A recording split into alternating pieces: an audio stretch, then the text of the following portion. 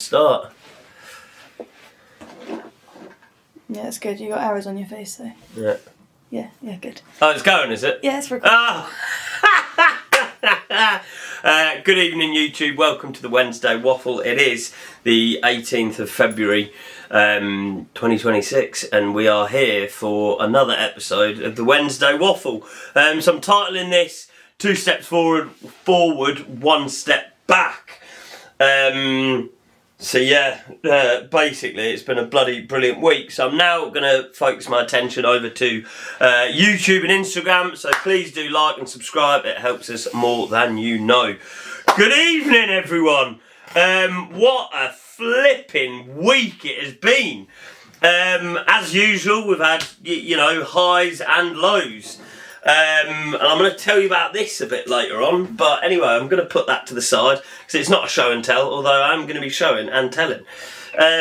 So yeah, what a bloody brilliant week. So since we, oi, Danny Ricketts.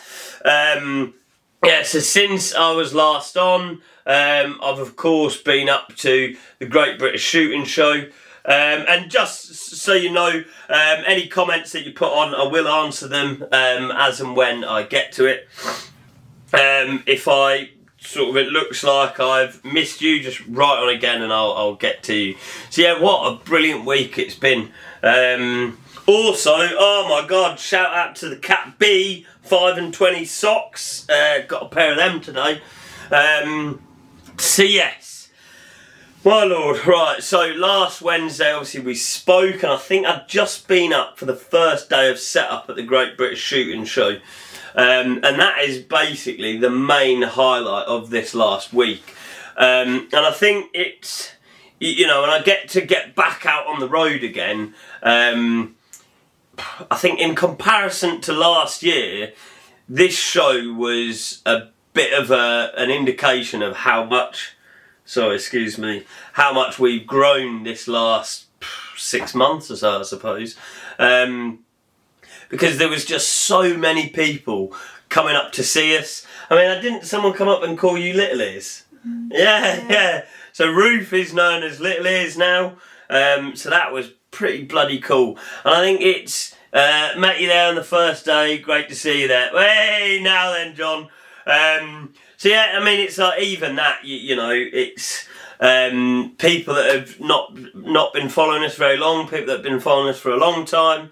And I think a big shout out goes to Mikey, who brought us this antler. And I think it was like a couple of months ago, or maybe, I can't even remember when I was talking about it. But basically I was saying, like, for my stands, I need to get some deer antlers so I can get some nice rope round them and then hang them from the walls and then hang hats on them. And then it's like he just rocks up. Never met him before, spoke to him through here quite a bit, and then he just rocks up with a deer antler for me. Awesome, mate, on the Friday, had a pleasure, good old chin wag. Oi, yeah man, flipping it. In fact, when are you, Dan? Am I getting mixed up here now? But yeah, flipping just epic. Yeah, bloody brilliant. So yeah, and it's, you know, that just shows, like, you know, how much people give a damn about this, how much people care that there's someone flying the flag for Britain. You can't see it on the map. It's a tiny little country. We all live here. Most of you are probably sat in it right now. You don't even realise. So yeah, so it was flipping great to be back out and at it again. And then, so what other things happened at the Great British Shooting Show? Quite a great deal, actually. So I think the first one was, oi, Jack, how you doing? The Lockwood Army, bloody right alive. So probably the first one, there was a rodeo bull there at the Edgar Brothers stand. And I looked at the time and I thought, easy. So I was watching them do some people on it and I thought they are not going hard on that at all. So I went down there. And of course, oi, now then Charlie, went down, got the high score, and then when I looked round I was like, am I winning yet? And I was like 20 seconds above. Now then Wordy. And I was like 20 seconds above the top time. So then I just literally just jumped off. And then they were like, oh, there's a prize, 250 quid for the top winner or whatever. And I was like, right, flipping the definition of entrepreneur, seeker of opportunity. So I basically said, look, who's in charge? And this lady said, oh, I am. And I basically says, look, I don't want the 250 quid prize. I want a meeting with one of your directors to talk about my kit. And then gave the little spiel of where I am, etc., etc. And then about 20 minutes later, this guy called Ben come along with an Edgar Brothers top on. Not one of these Lockwood Seconds polo tops, that's for sure. He would have had to buy one of them off my website. Plug.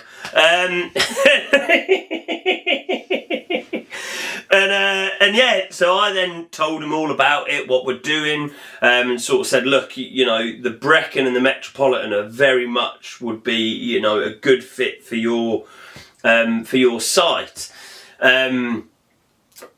So if anybody who doesn't know, the Edgar Brothers supply like niche kit to units within the armed forces, namely the tier 1 units. So it's, if I could get my kit with them, that instantly gives us credibility of like, right, if they are picking it for them people, this is serious kit. And then, yeah, so I gave him the spiel, etc., etc. And I says, and look, I just want to swap. Well, he actually came over and says, oh, are you the guy that wants to swap his prize for a meeting? I says, yeah, I am, yeah. Or something like that. And so anyway, so at the end of the meeting, he sort of says, well, look, I'm in charge of procurement. So we've had the meeting. I was like, yeah, but I want to be able to bring all of the specific bits of kit up to you, and I don't want me prize. I just want to come and meet yous and show you me stuff and give you a bit of a pitch. Although I had just pitched him. He says, well, look, you know, I'm quite interested in this. All the British made, that sort of angle behind it, I think is really good, and it's clearly good quality kit.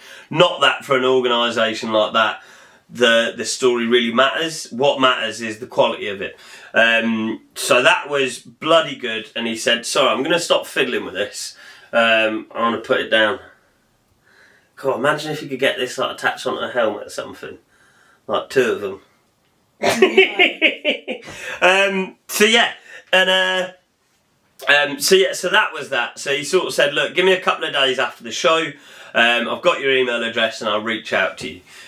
So we just sat waiting, hoping and praying. And if they don't, I'll drive up to bloody Cheshire and knock on the doors and say, oi, someone here promised me a meeting.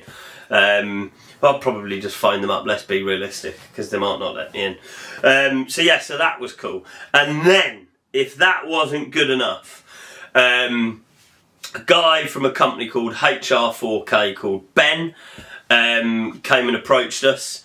And HR4K, if you don't know who they are, go and look them up.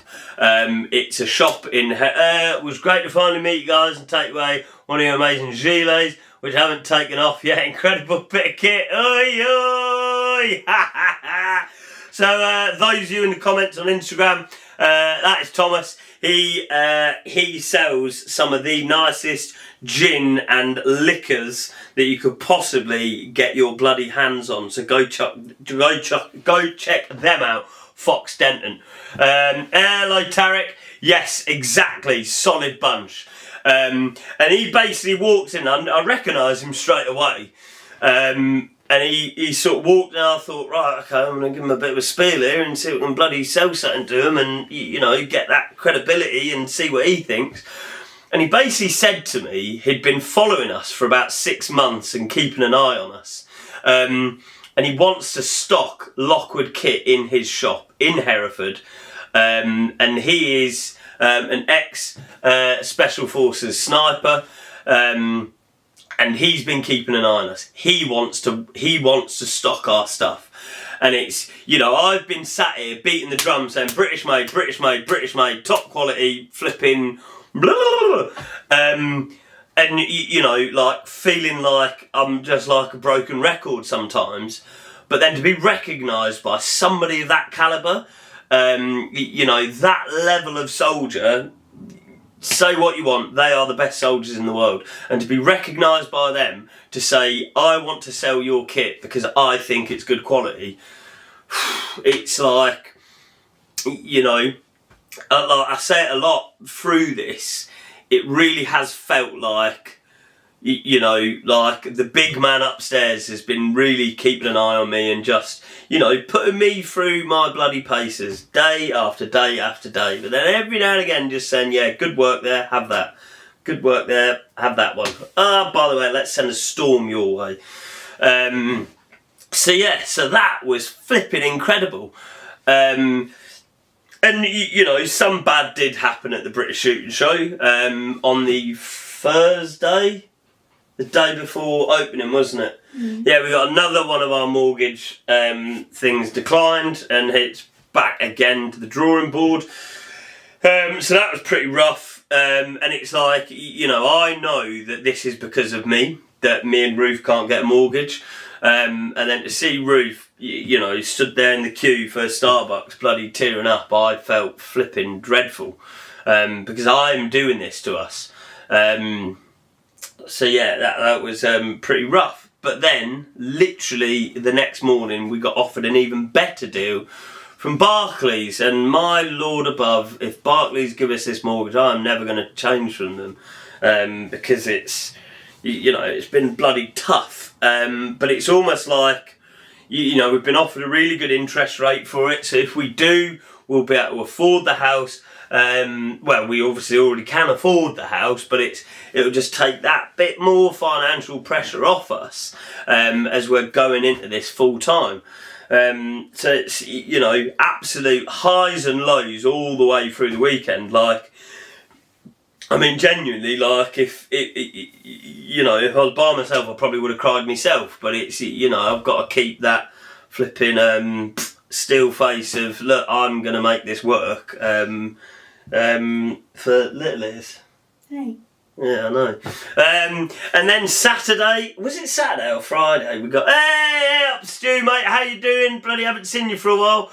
Would you wish the British Army invested in your, bless you, Breck and Smock. Good question, Harry. Now, the thing with army procurement, it has to meet the minimum standard of a contract, and it's the cheapest price, and I will never send my products overseas to get manufactured. You know, you could, like, genuinely, hand on bloody heart now, and I'm saying this, hand on heart. The British Army could send me a couple of $100,000 order and say to me, but it has to be made overseas. I'd say no. I would say absolutely not. I'm not having my kit sent overseas. You know, it's, if you're on Instagram, there's somebody here live watching. Hey, Mandy. Who makes them, you know, and it's not just for the sake of having good kit, it's for the sake of Britain that I'm building this company. You know, we need people like me building these companies to grow ourselves out of the financial difficulties that this country has got itself into. So I will never, ever, ever offshore my company, ever. So I hope that answers your question, Harry. So anyway, so in the same stroke of it, I think it was Friday, like Bryce 3XL, this size would please like purchase. I'll have to get to that afterwards. Yeah, so another massive win here. Yeah, bloody right, Tarek, isn't it? You know, I could make a lot more money. I'd be in a lot less stress if I manufactured overseas, but I don't bloody want to. You know, it's for Britain. So proud of you, brother. You should be proud, which I know you are. Cheers, Stu, mate. Stu, mate, please send me a message. I really want to have a natter at some point, man. I like it, 100% British made. Yeah, bloody right, Harry, as it should be. More companies should be doing it. Or I'll come round here with these bloody antlers and get them. But yes. So I was told, right, all of last year, you know, I said, I want to be at badminton, I want to be at Burley. They are the big equestrian international events. And I was told you won't be able to get into them in your first year, even or your second year. And then when you do, you'll probably only get into one of the big marquees and the smaller stands. Now on Friday or Saturday, I really can't remember which day it was. They all bloody gelled it. It was Saturday, wasn't it? Yeah, I got a phone call from the basically show organisers at badminton, and they says, we want to give you a stand at badminton this year. And I was like, oh my bloody God. And I says, is it an indoor or an outdoor stand? Because basically, for my own pride, if they'd have said an indoor one, I'd have said, okay, thank you, but no thank you, I'll come when I can have an outside stand. But yeah, they've offered me a 6x6 metre outdoor stand. Yeah, a 6x6 metre outdoor stand, like, oh my Lord. How was the shooting show? I saw your stand, didn't get time to come over to say hello. Yeah, it was brilliant, Ollie, mate. Really flipping good, actually. We had a hoot, and that's what we're talking about right now. So we're going to be at Badminton International Horse Trials with a 6x6. But what that does lead me on to is the 2 steps forward, 1 step back. Have you got Royal Windsor Horse sorted yet? Joe's got his outfit planned. Yes, we do. We are going to be at Royal Windsor Horse Show. And I can't bloody wait. It's going to be amazing, Maddie, mate. I look forward to seeing you both there. But yeah, but with badminton, and I haven't read the. Please, can you put more measurements on your website? Arm length, back length, shoulder to shoulder. The more measurements, the better, please. You know what, mate? Sydney, I absolutely hear you, and I've basically gone to the factory after this last batch of Falklands and says, look, can I get full body length measurements correctly measured, so it's not just my Toy Town measurements, it's proper measurements. But please, if you're looking at anything, just message me and I will happily have a call or just send you whatever measurements you want, inside arm, outside arm, under the arm, the cuff, the waist, the length, anything. So I'll send you all measurements that you'd like. So please just message me. As you can see, or if you've watched any of these Wednesday Waffles, I'm just trying to keep up as best as I possibly can. It's very clear that I'm only a month or 2 away from really needing to pay to get some outside helping, because it's getting so busy now. Sorry, 1 sec, matey. See you there, I'm completely in every day. Yeah, boom. We'll have a bar at Royal Windsor, Maddie, so come either celebrate or drown your sorrows afterwards. Hope that helps, Sydney. Please just message. I am trying my bloody best, so yeah, but it's honestly, it's very much front of mind to sort out. So anyway, so I don't know how much I can't say, and I'm not going to say, but basically for badminton they needed their 50% deposit up front, by Monday, which was obviously 2 days ago, and then the other half they've actually given me an extra 2 weeks, but basically in the middle of March I have to pay the other half, and it is eye-wateringly expensive. So what did that do to my cash flow?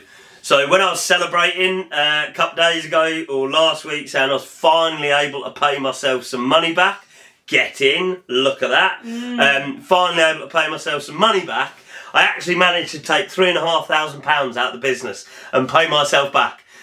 Which was really nice, because then I was out of 2 of my overdrafts. And the realities of growing this business, I've got 2 credit cards, between them nearly 15 grand. I've got an overdraft in one that's, it's a large portion of that amount in itself. I've got another overdraft on my Halifax and another one on my Monzo. All 5 of them have had a minus sign in front of them for about a year. And some rare red stag antler, not stag, no, but I don't think so actually. Yeah, I don't think it was a red stag. I have to ask him. So to finally get out of it was really nice. Hello to Liz. Lucy says hello. Hi, Lucy. Yeah. But then, literally, less than a week later, I had to put that money straight back into the business. Oh, God. But it keeps the show rolling. The wheels keep turning. So it's just got to be done. It was nice for a couple of days. Yeah, it was lovely for a couple of days. I actually was sleeping quite nicely. Oh my god! But so I had to take that money back out, and then this morning I had a 7 and a bit grand invoice to pay. So I paid. I almost said it then. I paid a big invoice on Monday. And I had 7 grand go out this morning, which basically pays for the other part of the smocks, which I'm going to collect on Friday. I'll give you a call tomorrow if okay. Yes, Stu, please, really, honestly, do. Because I'm around all day tomorrow. At least you know it's happening, bro. Yeah, exactly, Charlie, man. Business about debt, don't worry about it. Just move your money around and make sure you get interest free. I mean, yeah, Lucy, you're not... Ow! Yeah, I mean, I am paying eye-watering interest. I mean, every month for probably 8 or 9 months now, I get paid. It's all gone. Like, literally the first day, everything goes out, and I'm paying something like £1,200 a month in interest each month, basically servicing debt. I feel like the United Kingdom, to be perfectly honest. Just so much debt servicing. But we're on the right track. You know, like I said, just last week I paid 3 and a bit grand back to myself, and I'm at the front of the queue, but I wasn't expecting to be accepted into badminton. So I mean, I had to pay that. There was no way I could say no to that. I'm probably, you know, one of a handful of companies in history that have applied their first year in business and got a 6x6 metre stand. There was no way I could say no to it. Shows your exposure, more sales, you're doing it the right way. Hurts short term though. Yeah, you're bloody right, it does, Danny, mate. But it's, you know, I had a fantastic time at the Great British Shooting Show. What about you, like this? Yeah, it was good. Yeah, it was cool. So it is what it is. So yeah, tough week or so, but bloody amazing. You know, it's almost like I've become numb to the pain now, in that it's, you know, you just get on with it. So much like just pressure and stress all the time, but then it's like, you know, you just got to bloody enjoy yourself, ain't you? You know, I saw that bloody rodeo ball that the Edgar brothers had on there, and I was riding it and sort of did a video, but my mic was playing up. But it's like, I kind of coined that to like running a business. It's just wild, but you just got to enjoy yourself. This time next year, Rodney, it'll happen with the amount of work and passion you put in House Civvy Street. Stu, we'll talk at length tomorrow, but the air it smells fresher out here, so I like it. What a huge hint, badminton, watch out for thieves. Lucy, why do you say these things to me? I mean, no, horsey people are nice, aren't they? They wouldn't steal from us, would they? I hope not. I hope not too. Speculate to accumulate, brother. Doing great things. Copping the Metropolitan myself. Yeah, they're bloody smart, aren't they? I don't recognise your name from an order form. I'm guessing copping means eyeing up. Although large just sold out last week. So many stands get stolen from. I don't want to be down and maybe get some free help on the stand. Ugh, so many stands get stolen from, apparently. Well, I will get them in and I'll say, right, look, before you're allowed in, you've got to promise you won't steal, and if you promise you don't steal, you can have a free drink. How about that? And then we'll see how that works out. Interesting business fact for you here. I think it was Walmart in America. They put on greeters into all their shops.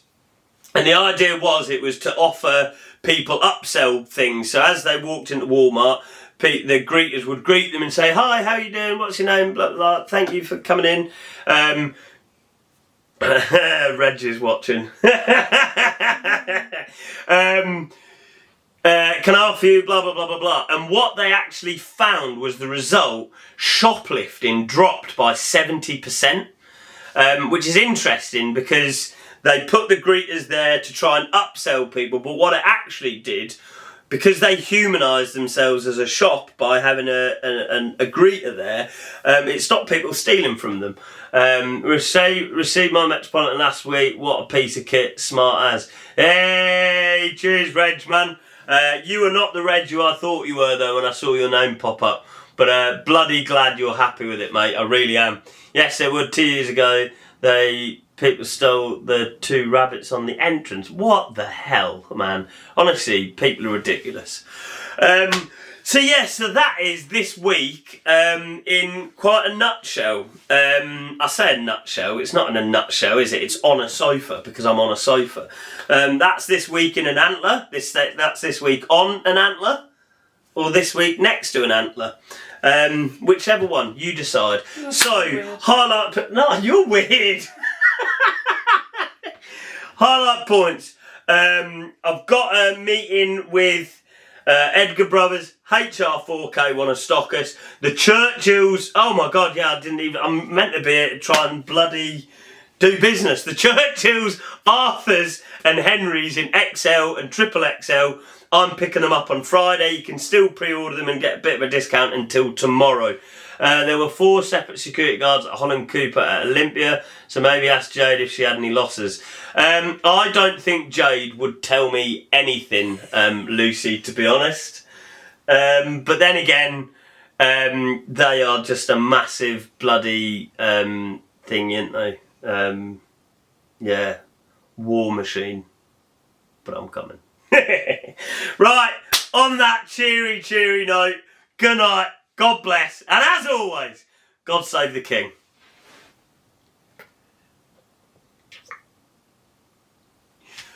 Matt, you're probably the only person that sits and watches these each week, so bloody, thank you for everything you do, man. Listening to your podcast today was flipping amazing. I very much enjoyed it. That was probably my most fun I've had on a podcast, to be honest. So yeah.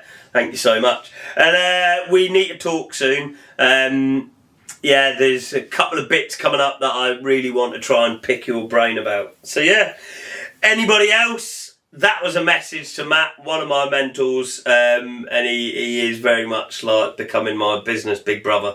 So yeah, good night all. Please subscribe, like, leave a comment, and yeah, let's hit 1,000 subscribers by Christmas, baby.